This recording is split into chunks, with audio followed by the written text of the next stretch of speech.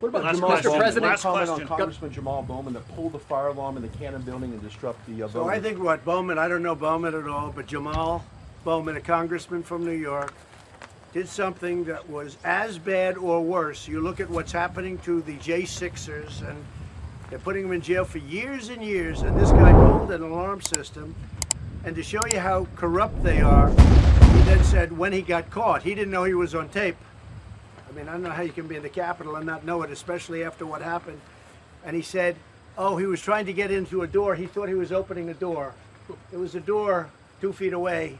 He thought he was opening a door. It's a red box that says fire alarm on it.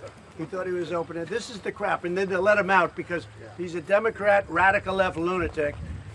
And he should be prosecuted the same exact way as the J6 people were prosecuted. And they've been treated, many of them have been treated more unfairly than anybody in